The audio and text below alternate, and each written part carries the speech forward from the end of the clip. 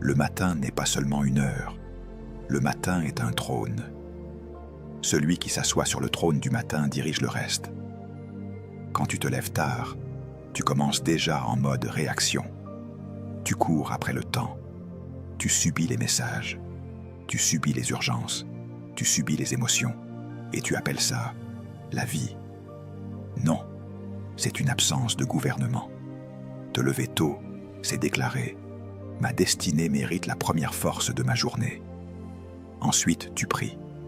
Pas une prière nerveuse, pas une prière pour calmer ta culpabilité, une prière d'alignement. Tu viens devant Dieu comme un homme qui veut obéir. Tu demandes la direction et tu offres ta volonté. Tu ne pries pas seulement pour recevoir. Tu pries pour te soumettre, parce que la prière n'est pas un micro pour parler à Dieu, c'est une table pour s'aligner avec Dieu. Et quand tu pries le matin, tu règles ton esprit avant que tes émotions se lèvent, comme des enfants sans discipline. Tu places ton cœur sous l'autorité de Dieu. Tu stabilises ton intérieur. Tu rends ton âme plus lente que la tentation. Tu rends ton esprit plus fort que la fatigue. Après la prière, tu lis. Tu lis la parole et tu lis aussi ce qui nourrit ta mission. Parce que ton futur est attaché à ta capacité de penser. Un homme qui ne lit pas reste prisonnier de ses anciennes idées. Et les anciennes idées produisent les anciens résultats. La lecture est un acte de leadership personnel. Tu ne lis pas pour être intellectuel. Tu lis pour être équipé. Tu lis pour être dangereux contre l'ignorance. Tu lis pour donner à ton esprit des matériaux de construction. La plupart des gens échouent parce qu'ils veulent bâtir une vie nouvelle avec une pensée ancienne. Et la pensée ancienne ne sait pas construire le futur. Ensuite, tu planifies. Et écoute bien, planifier, ce n'est pas être rigide, c'est être intentionnel. La planification est une prophétie consciente.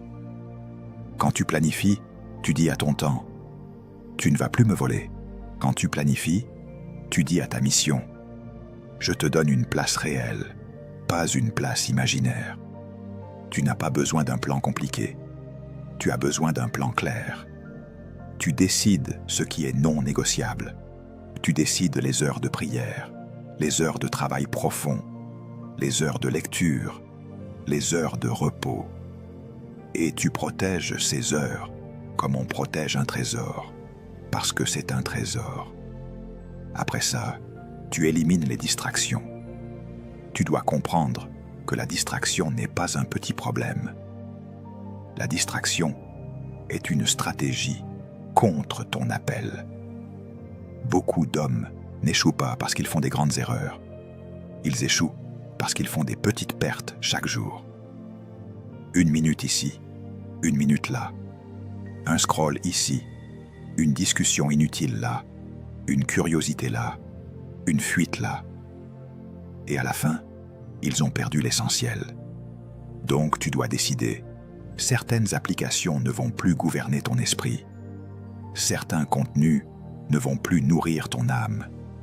Certaines conversations ne vont plus voler ton énergie. Certaines fréquentations ne vont plus diluer ta vision. Ce n'est pas de la haine, c'est de l'honneur. Tu honores ton futur en coupant ce qui le sabote. Et tu dois aussi discipliner ton corps. Ton corps n'est pas ton maître. Ton corps est ton serviteur. Tu dors à une heure cohérente. Tu manges avec sagesse. Tu bouges. Tu prends soin de ton instrument. Parce que tu ne peux pas porter une mission puissante dans un corps négligé. Le manque de sommeil te rend fragile. La fatigue te rend impulsif et l'impulsivité ouvre la porte à des choix que tu regretteras. La discipline du corps est une discipline spirituelle parce que ton esprit s'exprime à travers ton corps.